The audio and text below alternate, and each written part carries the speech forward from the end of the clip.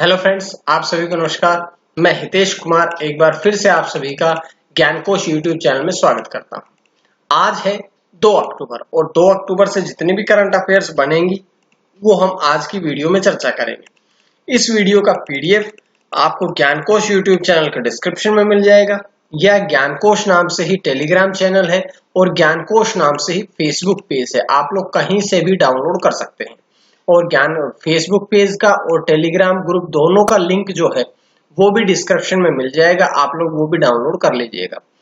और चलिए शुरू करते हैं आज की कुछ महत्वपूर्ण करंट अफेयर। सबसे पहला प्रश्न, महात्मा गांधी की 151वीं जयंती मनाई गई। तो महात्मा गांधी की 151वीं जयंती आज ही के दिन 2 अक्टूबर को मनाई जा रही है। अगर बात की जाए, क्योंकि महात्मा गांधी से संबंधित एग्जाम्स में बहुत प्रश्न बनते हैं, तो प्रयास करते हैं कि आज की वीडियो में लगभग उन सभी प्रश्नों को कवर किया जा सके। तो सबसे पहले तो बात यही करते हैं कि अंतरराष्ट्रीय अहिंसा दिवस, महात्मा गांधी की जयंती को ही अंतरराष्ट्रीय अहिंसा दिवस घोषित किया है। तो वो सबसे पहले तो कब घोषित किया गया था? तो वो 14 जून 2007 को घोषित किया गया था। और किसके द्वारा घोषित किया गया? संयुक्त राष्ट्र महासभा के द्वारा। तो एक प्रश्न आपका यहां से भी तैयार होता है कि 14 जून 2007 को संयुक्त राष्ट्र महासभा ने गांधी जयंती को अंतरराष्ट्रीय अहिंसा दिवस के रूप में घोषित किया था। अब बात करते हैं महात्मा गांधी से संबंधित, क्योंकि एग्जाम्स में यहाँ से प्रश्न आते हैं। देखिएगा, सबसे पहला प्रश्न तो बात की जाए कि महात्मा गांधी का जन्म कब हुआ था। तो महात्मा गांधी का जन्म हुआ था 2 अक्टूबर 1869 में। कहां पर हुआ था? तो उनका जन्म हुआ था पोरबंदर, गुजरात में। बात करें उनके पिताजी की, तो उनके पिता का नाम करमचंद गांधी था और माता का नाम पुतलीबाई था। उनकी पत्नी कस्तूरबा गांधी थी और उनकी शादी हुई थी 1883 में। तो ये बात आप लोगों ने यहां से पढ़नी है। महात्मा गांधी के 4 पुत्र थे।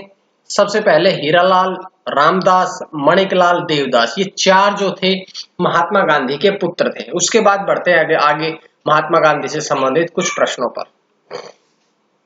महात्मा गांधी ने कुछ पुस्तकें लिखी हैं, जैसे एक एक करके मैं पुस्तकें आपके सामने रखता हूं। सबसे पहले तो हिंद स्वराज, जो कि 1909 में उन्होंने लिखी थी। उसके बाद मेरे सपनों का भारत, एक बहुत ही महत्वपूर्ण प्रश्न है, जो पुस्तक का नाम है, जो कि बार बार एग्जाम में पूछी जाती है। इसका नाम है माई एक्सपीरियंस विद ट्रूथ, कि सत्य के साथ में मेरा एक्सपीरियंस। तो ये 1927 में लिखी गई थी और मुख्य रूप से माई एक्सपीरियंस विद ट्रूथ जो पुस्तक है, ये महात्मा गांधी की आत्मकथा है। तो अगर आपसे पूछा जाता है कि महात्मा गांधी की आत्मकथा कौन सी है, तो माई एक्सपीरियंस विद ट्रूथ जो उनकी पुस्तक है, ये उनकी आत्मकथा भी है। उसके बाद और आगे महात्मा गांधी ने कुछ आंदोलन किए थे। बहुत प्रमुख आंदोलनों को एक एक करके पढ़ते हैं। सबसे पहले चंपारण आंदोलन, जो कि 1917 में किया था। अहमदाबाद आंदोलन 1918 में, खेड़ा का आंदोलन 1918 में, खिलाफत आंदोलन 1919 में, असहयोग आंदोलन 1920 में, सविनय अवज्ञा आंदोलन 1930 में, व्यक्तिगत सत्याग्रह आंदोलन 1940 में, भारत छोड़ो आंदोलन 1942 में। तो ये कुछ महात्मा गांधी से संबंधित कुछ उनके प्रमुख आंदोलन एग्जाम्स में पूछे जाते हैं। उसके बाद बढ़ते हैं आगे। महात्मा गांधी के कुछ प्रमुख पत्रों को भी बताया गया है। सबसे पहले तो हरिजन बंधु, यंग इंडिया और नवजीवन। नवजीवन जो है वो गुजराती भाषा में है। तो ये महात्मा गांधी के कुछ प्रमुख पत्र हैं। अब बात कर लेते हैं महात्मा गांधी की कुछ उपाधियों की तरफ। महात्मा उनको किन्होंने कहकर के पुकारा? तो रविंद्रनाथ टैगोर ने चंपारण आंदोलन के दौरान उन्हें महात्मा कहा। कैसर ए हिंद, प्रथम विश्व युद्ध के दौरान में ये उपाधि उनको मिली थी। अर्धनग्न फकीर, बहुत बार एग्जाम में पूछा जाता है कि अर्धनग्न फकीर जो है वो महात्मा गांधी को किसने कहा? विंस्टन चर्चिल ने महात्मा गांधी को अर्धनग्न फकीर कहा। बापू किन्होंने कहा? हमारे देश के पहले प्रधानमंत्री नेहरू जी ने उन्हें बापू कहकर के संबोधित किया। और अगर बात की जाए राष्ट्रपिता की, तो नेताजी सुभाष चंद्र बोस ने उन्हें राष्ट्रपिता कहकर के संबोधित किया। अब यहाँ एक प्रश्न और भी बनता है कि कौन सी उपाधि है जो महात्मा गांधी ने लौटा दी थी? तो महात्मा गांधी ने कैसर ए हिंद की उपाधि जो उन्हें प्रथम विश्व युद्ध के दौरान मिली थी, वो असहयोग आंदोलन के दौरान उन्होंने उपाधि लौटा दी थी। तो ये कुछ बहुत ही महत्वपूर्ण बातें थी जो महात्मा गांधी से संबंधित पूछी जाती है। उसके बाद है लाल बहादुर शास्त्री जयंती, तो आज ही के दिन 2 अक्टूबर को लाल बहादुर शास्त्री जयंती भी मनाई जाती है, जिनका जन्म हुआ था 2 अक्टूबर 1904 को। कहाँ हुआ था? मुगल सराय में हुआ था। और उनकी मृत्यु 1966 में ताशकंद में हुई थी। वे भारत के दूसरे प्रधानमंत्री बने थे। तो अगर दूसरे प्रधानमंत्री की बात की जाए तो लाल बहादुर शास्त्री जी बने थे, जो कि 9 जून 1964 से 11 जनवरी 1966 तक बने थे। लेकिन उनकी मृत्यु से पहले ऐसा कहा जाए कि वो तो दूसरे प्रधानमंत्री बने थे ना। पहले प्रधानमंत्री कौन थे? तो पंडित जवाहरलाल नेहरू जो थे वो भारत के पहले, स्वतंत्र भारत के पहले प्रधानमंत्री थे। तो ये जानकारी हमने यहां से पढ़ी। उसके बाद है अगला प्रश्न। गुजरात सरकार और डेनमार्क ने समझौता ज्ञापन पर हस्ताक्षर किए। ये जो समझौता ज्ञापन है ये गुजरात जल आपूर्ति सीवरेज बोर्ड और डेनिश जल फोरम के बीच में हुआ है। तो अगर पूछा जाता है प्रश्न में कि किन किन के बीच में हुआ है, तो इन दोनों के बीच में हुआ है। इस समझौते के द्वारा क्या होगा कि जो दोनों संगठन है इनके बीच में प्रौद्योगिकी विनिमय होगा, लेन देन होगा, प्रशिक्षण का लेन देन होगा, क्षमता निर्माण का लेन देन होगा, ज्ञान विनिमय में विस्तार होगा, जलापूर्ति सहयोग में एक दूसरे का सहयोग करेंगे, अपशिष्ट जल उपचार के लिए सहयोग करेंगे, जल का पुनः उपयोग। ये सारी की सारी बातें जो हैं, इन सब बातों का इसमें विशेष ध्यान रखा जाएगा। अब देखिए, ये डेनमार्क में किसके साथ में समझौता हुआ? डेनिश वाटर फोरम, डेनिश जल फोरम के साथ में हुआ। तो उसके अगर अध्यक्ष की बात की जाए तो उसके अध्यक्ष है हंस मार्टिन फ्रिश मोलर। और इसका मुख्यालय कहाँ पे है? तो इसका मुख्यालय होरशोलम, डेनमार्क में। तो ये जानकारी हमने इस प्रश्न से पढ़ी है। उसके बाद है अगला प्रश्न। Bengal Peerless housing development company ने अपना ब्रांड एम्बेसडर बनाया है। तो भारत की क्रिकेट टीम के पूर्व कैप्टन और वर्तमान में भारतीय क्रिकेट बोर्ड के अध्यक्ष सौरव गांगुली को अपना ब्रांड एम्बेसडर बनाया है।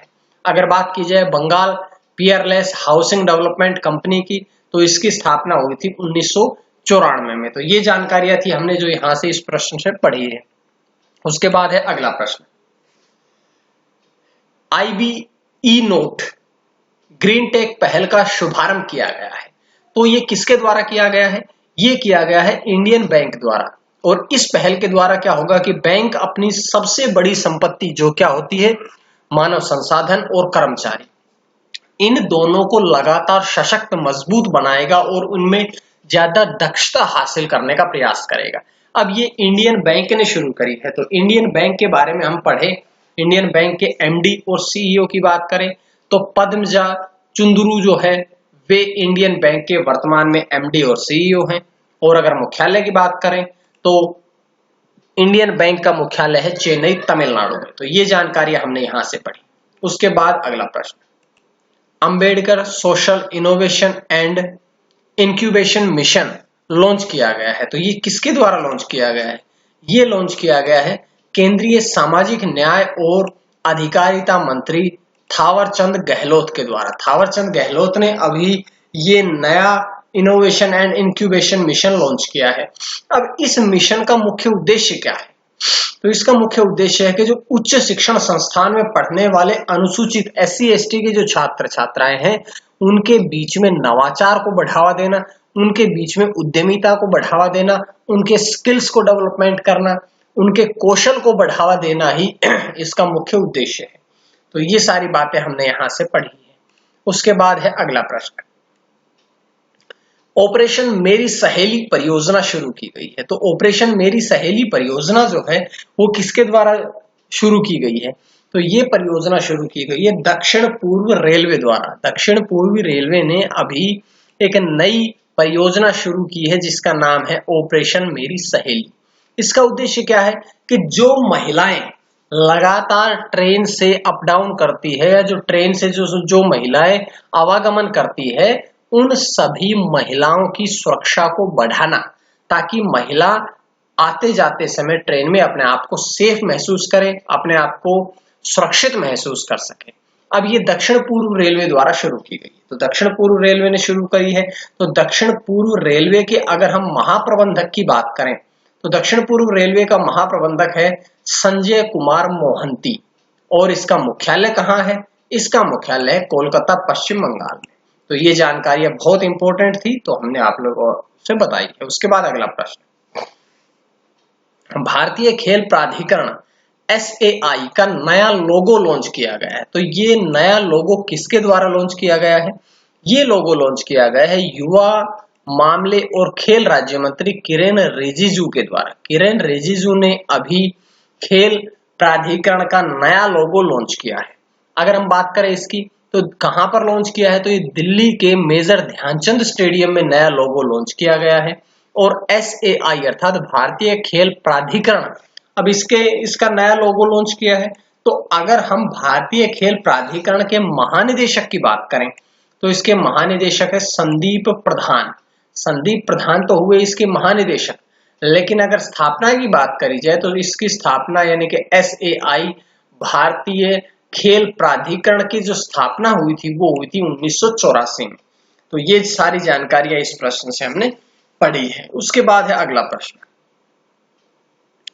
Structured financial messaging system SFMS document embedding facility वाला पहला बैंक कौन सा बना है देश का? तो ये बना है IDBI बैंक।